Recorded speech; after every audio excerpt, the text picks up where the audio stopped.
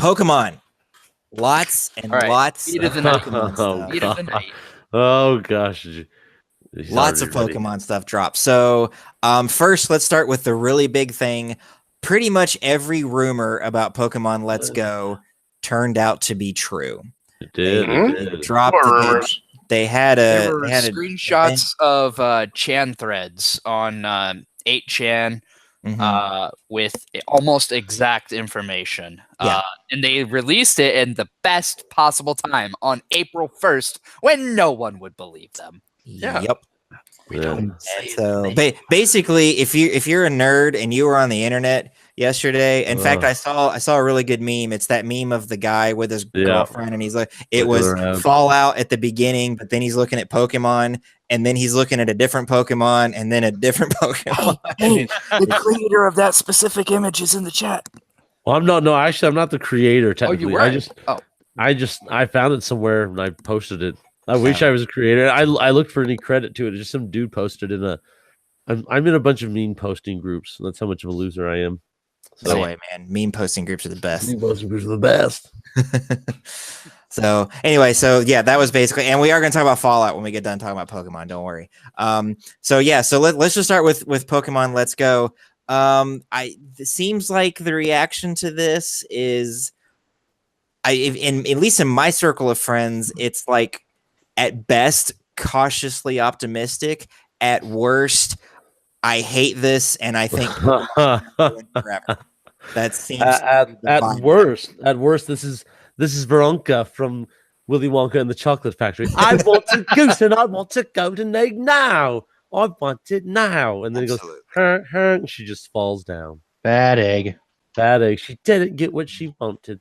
Sorry, I have a couple people online that I see that way, and I'm like, don't. Just go to another part of the gaming buffet. Right. There's other food. I'm sorry. So if anybody, like, if you're out there and somehow you missed the trailer will be linked in the description. Go watch it. The trailer's really good. And actually, while we're talking about trailers, I just want to say Nintendo traditionally, and when I say traditionally, I mean like over the course of their them being in video games. If you ask me, they don't have a great track record of doing really, really good trailers. And I'm saying that's different from commercials. Their commercials, like the original Smash Brothers commercial, when all the guys are in the costumes and they just start beating the snot. That commercial's great. I'm not talking about the commercials. And then one of the first Nintendo commercials that I can remember is for Super Mario Brothers 3. And it's just all the people standing around shouting Mario, and the camera zooms out, and it's Mario's face. Great commercial. I'm talking about their trailers. Usually, they're trailers that they put out on the internet. Not super hot. Not a big fan of them. But they've ever since the Switch reveal, they've been killing it. I think like the Switch reveal trailer was really good. The Labo reveal trailer was really good. The Breath of the Wild reveal trailer was really good. And the trailer for this, no matter what you think of the game itself, the trailer for this, really, really, really well done. Go check it out. I enjoyed it. They're on top of it. Okay, but anyway, we didn't want to talk about their trailer. Actually, I mean, we kind of do, but in the interest of being fair and balanced, like fuck. If there's anyone here that's like, I thought the trailer was garbage, go ahead and tell me. I thought the trailer was garbage. No, I'm joking. Shut up. Local contrarian stands up. But I've probably got no interest in getting the game, but I will admit that was a good trailer. That is how you showcase a game. Yeah. It told you everything you needed to know and gave you great visual details. Yeah. Yep. And it's like, well, and they're talking about some of this. Nintendo engineers helped make Pokeball Plus. The idea was to create the closest thing possible to an actual Pokeball that really feel like it has a Pokemon inside. So, I mean, to me, I know people are complaining about this iteration having changes, but I'm like, look at it. You can see the battles like the show. You have a Pokeball like the show.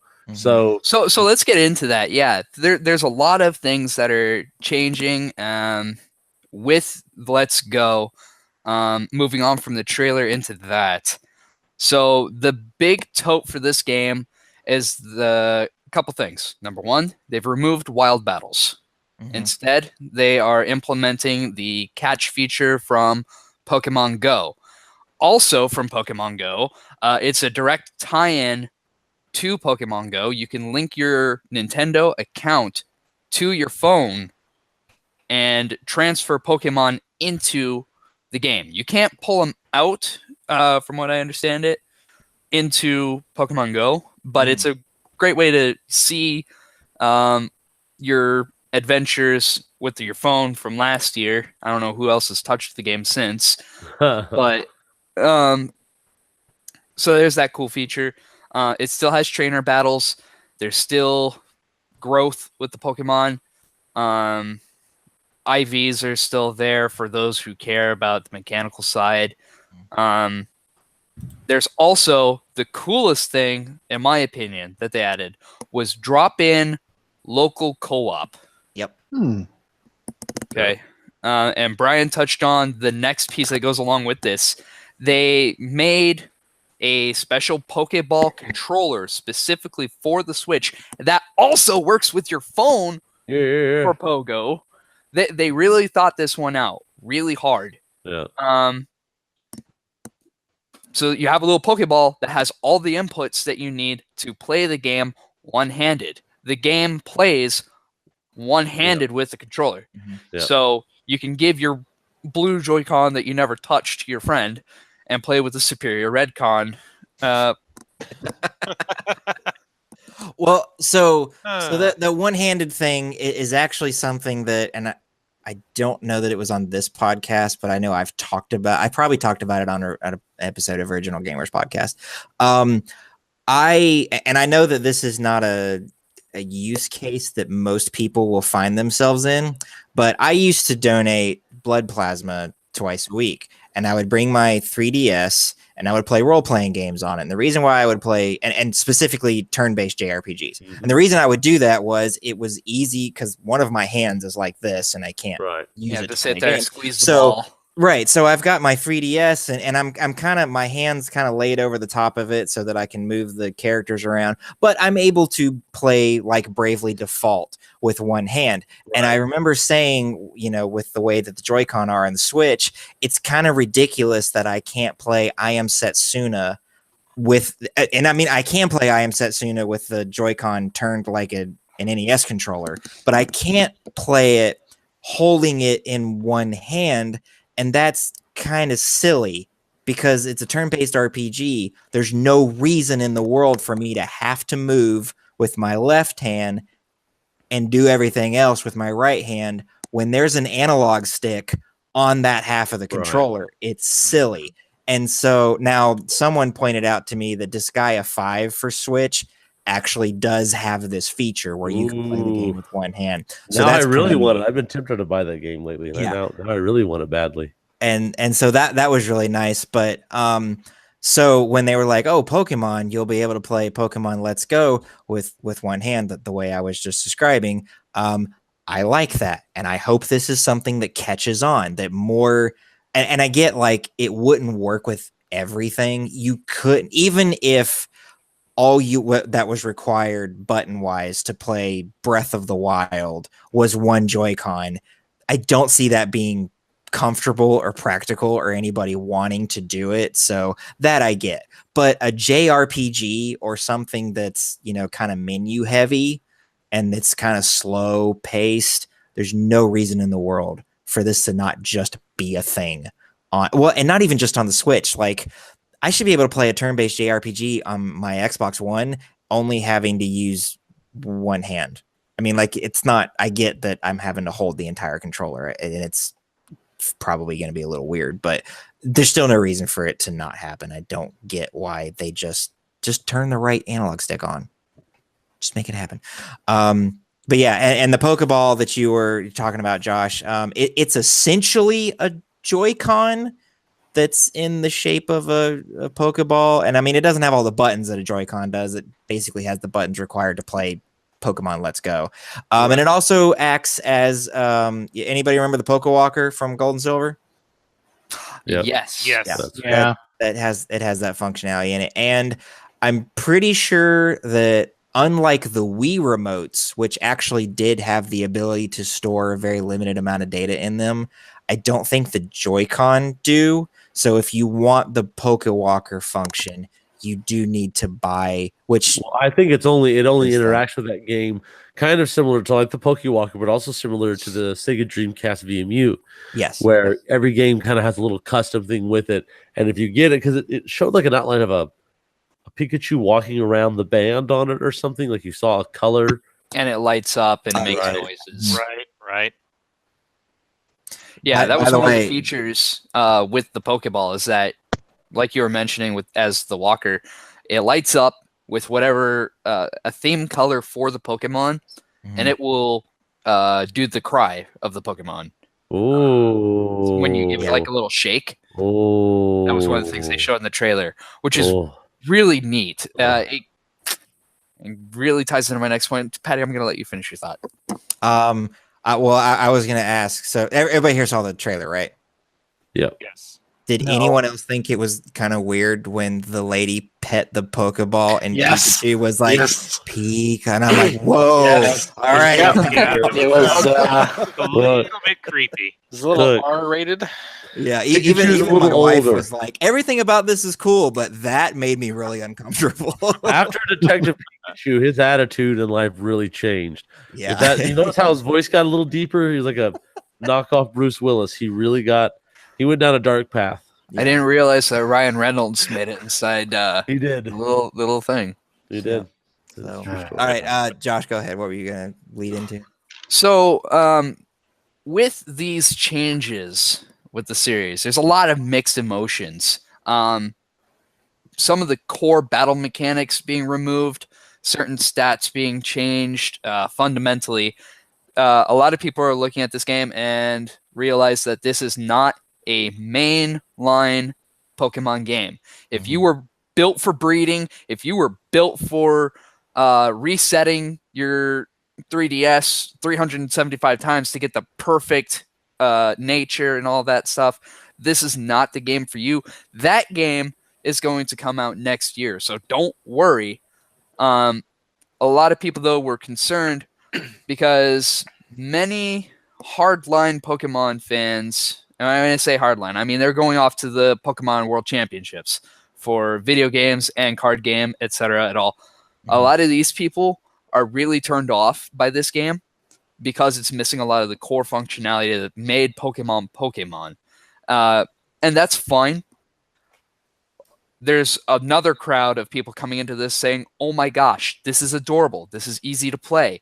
This is something I can give to my 5-year-old, and I don't have to be concerned about them screwing up my wonderful Pokemon that I've worked so hard for. And Brian and I were getting into a little bit of conversation on Facebook about this. Brian, I want to hear your thoughts on these changes. What does it mean for the game series? I think it's, here's the thing I'll compare it to. It's like the Metal Gear Solid series. Hideo Kojima created Metal Gear Solid. We've got 1, 2 is a lot different in how it's created, but then you look at a game like Metal Gear Rising Revengeance. I think it's a game that stands up on its own as a third-person action game. Even though it's made by Platinum, it's not like Devil May Cry. So I think we can be allowed to have Pokemon have these games that I really feel they're trying to bridge the gap between Pokemon Go and a mainline Pokemon game.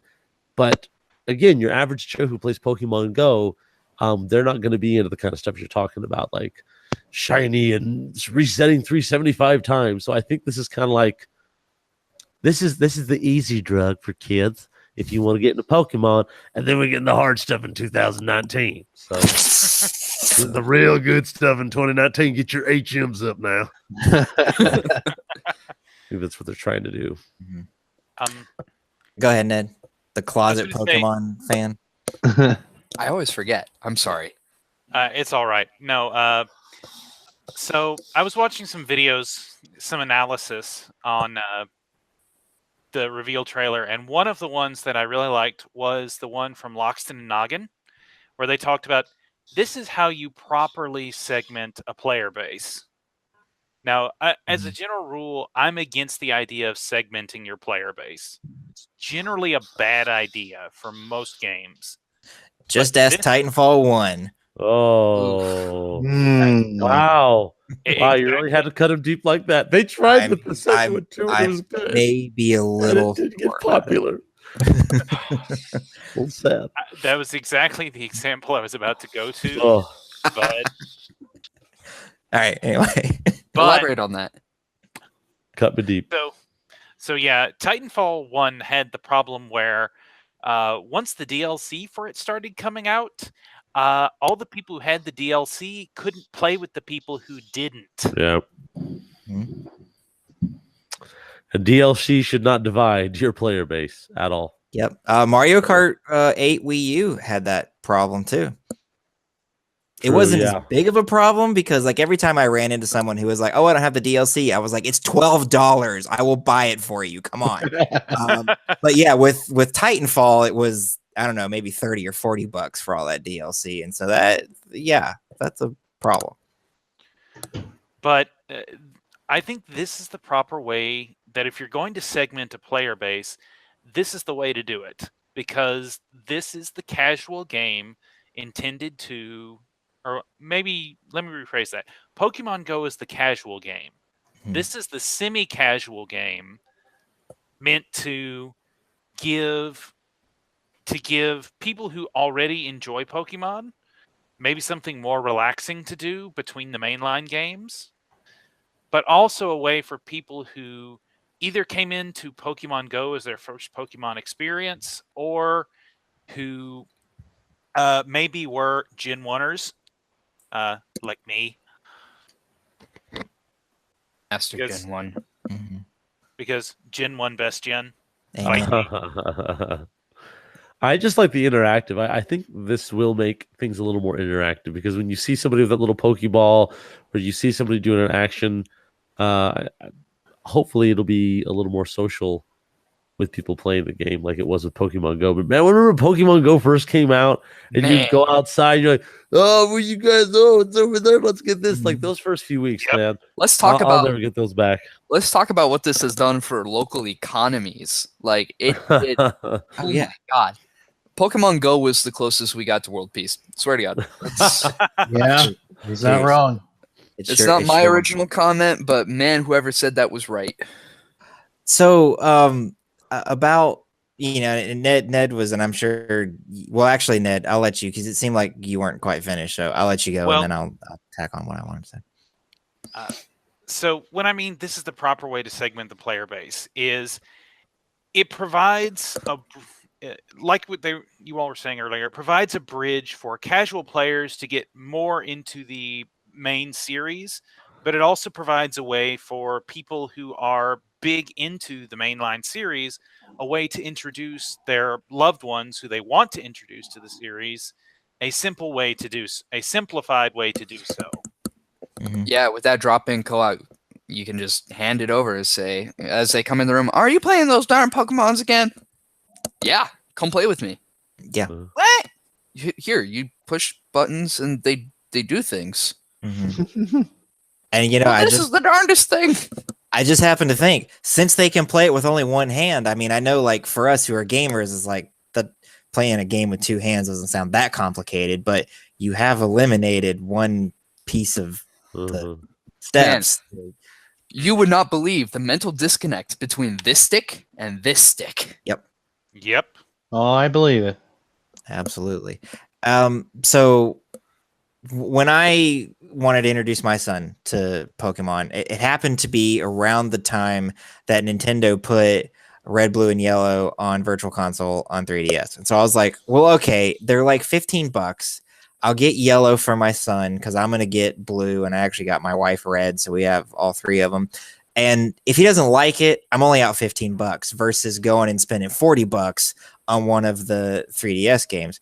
What I didn't take into consideration was, at the time he was 6 or 7, he was just starting to like really read regularly. And his first introduction to video games at all was Halo.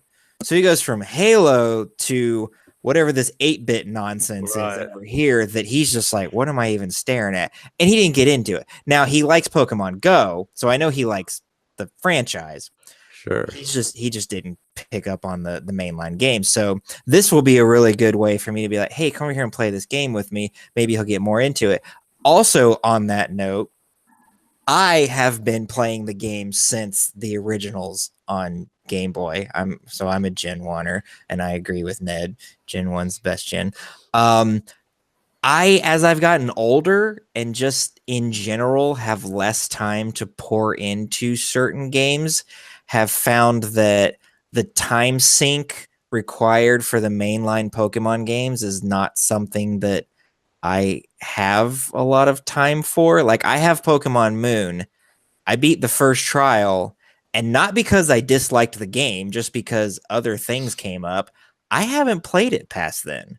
And that's real unusual for me. So I'm hoping that this game will be like core enough that it keeps my interest, but casual enough that I'll get out of it what I want to get out of it, that I might not be able to get out of the core Switch game that comes out in 2019, which I'm going to buy. I mean, like, that's going to happen. But I am a little worried that I'll get a little ways into whatever the heck they're going to call it, and just because life happens, I won't finish it. And I'm hoping that won't happen with Let's Go.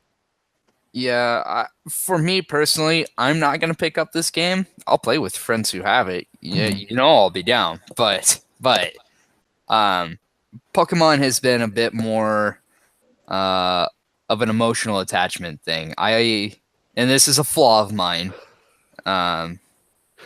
You have flaws? You don't have any flaws, Josh. Oh, the angel, fly away from Man, me.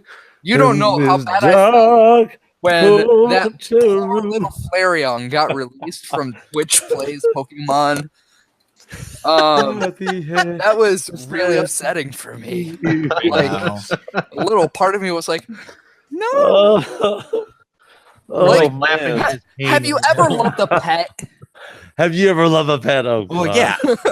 I've loved a There pet. was a I've loved a time pet.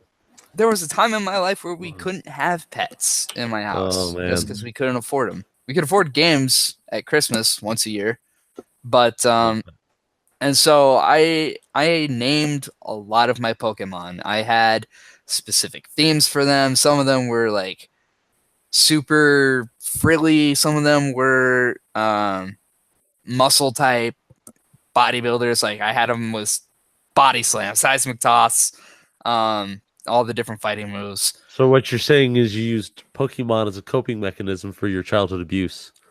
Oh, wow. Whoa! That went.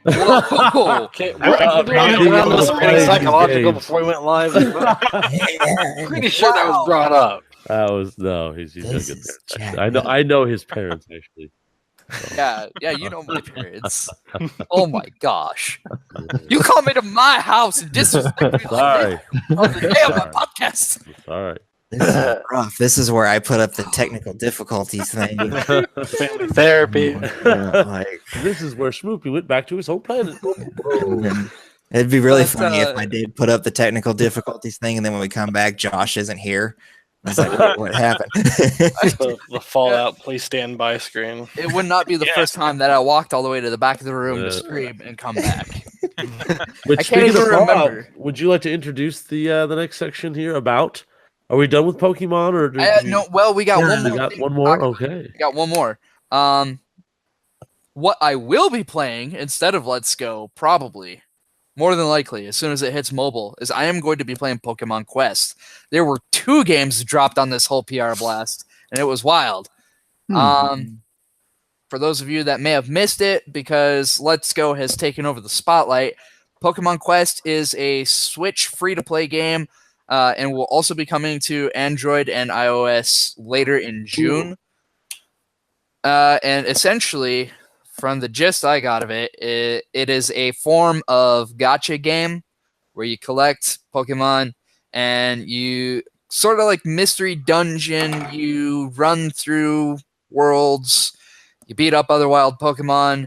It's very zen, very fluid motion, like you'll find in a lot of current mobile games. think it's the first time I've heard beat up and zen in the same sentence. Oh, Like there's a fluid motion to it, like just the tempo. Yeah, I know. One rat-a-tat-a, two rat-a-tat-a, three rat-a-tat-a. So I know this is going to sound like arguing semantics to most people, but I think it's important to note, and I did go look it up because I was curious. Nintendo uses this phrasing that they call free to start, and they actually explicitly used it to describe Super Mario Run and have used it to describe the upcoming Mario Kart World Tour mobile game that doesn't have a release date yet. They also used it to describe this Pokemon game. Oh, look, there's. I'm bringing it up because they don't use it to describe Fire Emblem Heroes and Animal Crossing Pocket Camp. The only game that's out currently that they call free to start is Mario Run. And the reason they call it that is because you can play the first 4 levels and then you have to pay a chunk of money, which in the case of Mario Run was $10 to unlock the rest of the game. Unlike Fire Emblem Heroes and Animal Crossing Pocket Camp, you can see everything that game has to offer without paying any money. It works like a regular mobile game where you can pay if you want to get more powerful heroes in the case of Fire Emblem Heroes, or to make things go faster in Pocket Camp. And so I bring that up because they did use that to describe this Pokemon game. So I'm not sure that you're actually able to see everything the game has to offer without at some point hitting a wall and having to pay them a bunch of money $10 or something, right, to unlock the rest of the game. But it's a smart marketing move for them. I think so. I paid $10 for Mario Run. No regrets. I got my $10 worth. And I'm glad they did it like that, because had it been a free-to-play game like most mobile games, I probably wouldn't have touched it. So. Yeah, and Brian's got some of the gameplay up here. Yeah, I've actually. One of the things that people have been criticizing it for is for the very non-Pokemon look of the game. It looks like an off-brand Minecraft. Yeah, they really does. And yeah, it literally looks like they ripped some of the models from the Pokemon Minecraft mod. Yeah. Yes, it does. Mm-hmm. So if you're watching on YouTube, you're seeing the screen because Brian's got he's screen sharing the YouTube video, and I'm gonna check it out. I mean, it's free to start, so yep. I mean, worst case scenario, I download it, I hate it, and I delete it. You get your 5 hours in. Right, 5 hours you have to pay for. Actually, I guess the worst case scenario is I like the beginning of it, I pay them money, and then I hate everything else about it. It's just a huge troll. Right. So, and then after everything was over, Nintendo, to kind of calm everyone down, because they had to know that everybody was going to get mad about this. Everybody, most people, at least mildly perturbed. Yeah, they were like, "Don't worry, there's a core Pokemon game coming out for Switch in 2019," and of course, only about half the people who needed to hear that actually heard it because they were too busy screaming about "Let's go." Gosh. But it's out pretty there, so. much. Mm-hmm. Honestly, I think there's only one big concern, and this is the biggest one that I've heard from every person, even from casual core players, even to people who are excited for Let's Go. The one concern is that the capture method using Pokemon Go's ball swing will be implemented into the future core line games. How do you guys feel about that? So, well, I'm a big personality. I'm always talking. I'm going to shut up for a minute. I do have thoughts, and I'm going to share them. But Ned keeps moving his mouth like he wants to talk, and he's just so darn quiet and timid that he never gets anything out. And in fact, if I just kept talking, he would never Patty, talk. shut up! Let the man. No, all right, go. So that for me is a concern.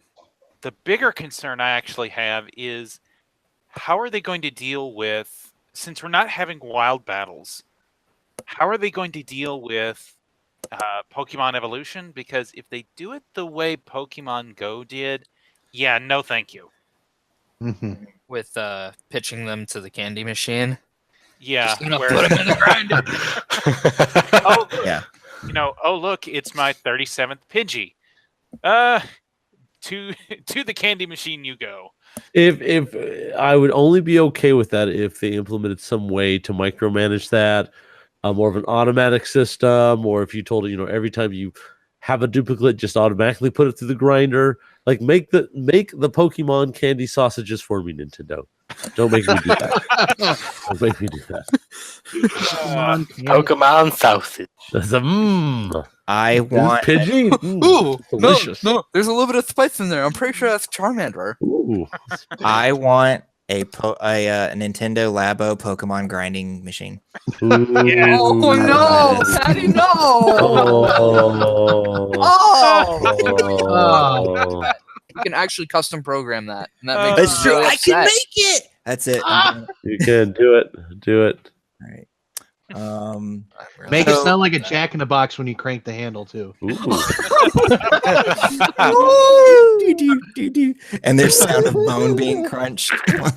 Oh God, guys! Yeah, so Christian streams. sorry. We're talking about mythical creatures who don't exist having their non-existent bone crushed. Yeah, it's true. Okay, so my thought on the capture mechanic itself, I actually would, because they did introduce in more recent Pokemon games, you get experience even if you capture a Pokemon. That used to not be the case. If you wanted experience points, you had to faint the Pokemon that you were battling. So they introduced so that you get the experience. And actually, Ned, you can tell me, do you get 100% of the experience for catching it, or is there like a portion? As far as I can tell, it is supposed to be 100%. Okay. I was thinking it was, but I wasn't sure.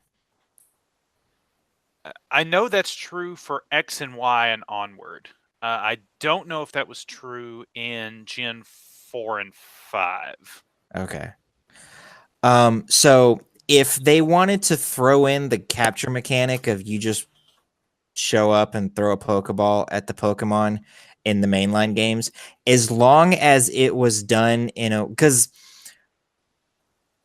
going to capture Pokemon that I need, like real weak Pokemon that I need, but still having to go through the process of weakening them a little bit, I find to be tedious. If they wanted to be like, hey, you're at a certain level, so any wild Pokemon that you come across that are like, say you're at level 10, most of your party's at level 10. I realize your trainer's not at level 10.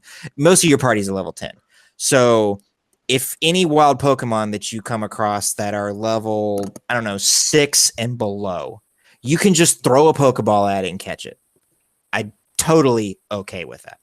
If it would, I think that would help streamline things. But yeah, if it was, we're going to replace the catching mechanic every single time with this Pokemon. Don't forget your lasso. I don't know. You gotta work on your lasso throw. Patty, I must say I am Spin, disappointed. spin. You don't keep at least one Pokemon in your party with false swipe? I mean, I Shame, do, sir. but see, then I wouldn't have to anymore. See, no, what you do, Ned, what you do is you go Bala and you just buy a stack of Ultra Balls and you just start chucking them until one finally lands. I won't lie. That is how I played Red and Blue. Yeah. I won't lie. There was a point where I could not complete my Pokedex because I didn't have a Meowth and I didn't have enough money to buy a Pokeball. Yep, and there is a finite. Well, I guess you could just go fight the Elite Four a bunch of times and get Well, money. no, because I don't think that money sticks over. It does. Oh, you're It does? right. Oh. Well, I only played up to Gen 3. So, Ah. in those, it definitely rolled over. Mhm. Well, you could always do the infinite item glitch. No, we're Gross. cheating stuff. Get out of here. Get out of here. Vanilla is the way to play. And then, so lastly, I think Let's Go will benefit if the Pokemon Go integration completely optional. If there's any time where the game is like, you have to connect to Pokemon Go, I think that'll be a turnoff to people. I think it needs to be kind of like the Chow Garden and Sonic Adventure. If you don't want to touch that stupid thing, don't touch it. Don't have to. And I think it'll be just fine. So anyway, that game's coming out. It didn't have a solid release date, did it? Or no, it did. November This year, yeah. Yeah. So that'll coming out for Switch. Ned, have you bought your Switch yet? No, I'm Ned. that I can use some of my birthday earnings to make that investment. And are you buying 2 so that you can play both games at the same time? Jeez. Maximum. No, you don't understand, Brian. A couple weeks ago, we did a conversation about Nintendo's E3, and Pokemon came up, and I discovered that our little Ned here is like the biggest Pokemon fan that I've ever met in my life, to the point where he buys every single game that comes out and has like multiple consoles so he can trade back and forth. And I was like, what is going on right now? So. I think Ned will agree, and that's why I think Ned makes the very correct point that even with Sun and Moon, Ned, I think we saw the Pokemon games getting a little bit stale, and I don't think we could have seen too many more cycles with this. And you're right, the segmentation now I think is going to help get rid of some of the staleness that I think the games were starting to show their age as far as mechanic wise. They really were like, more of the same. Yeah. Can't make compelling story to save their life. Right. Oh. And honestly, with the Switch, Nintendo in general has been all about bucking the trend. I mean, Zelda was like that. Mario Odyssey was kind of like a sort of a return to Mario 64, Mario Sunshine, but also with some new fancy flashy stuff thrown in there to kind of break up where it had been with 3D Land and 3D World and, and even with Mario Galaxy to a point. And so I think this is just more of Nintendo being like, you know what?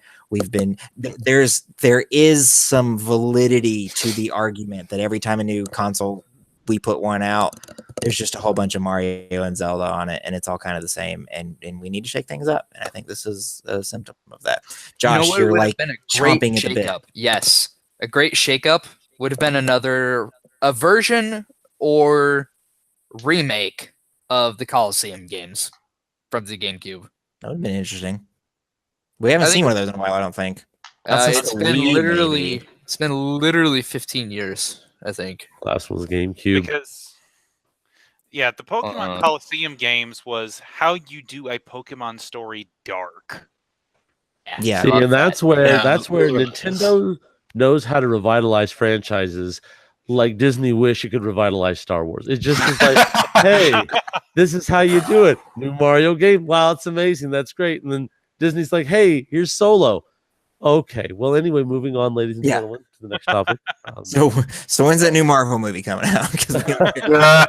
Yes, I can't wait for my other sci-fi Marvel skin. Okay, anyway, moving on. I got another quote live read. If you're and I never really know what to do with this, because chances are if you're listening to this podcast, it's either on YouTube or Patreon, and that's what the live read is for. I really need to go into my thing and change what I'm advertising here because you already know about it. But anyway, subscribe to YouTube if you're not already subscribed to YouTube. If you're watching this on YouTube and you would like an audio version only that you can download to your phone automatically twice a week, head on over to patreon.com/crossforgegaming. You can get the RSS link for that. It is free. It's just on Patreon because Patreon's podcast hosting service is free and all of the other things were paid.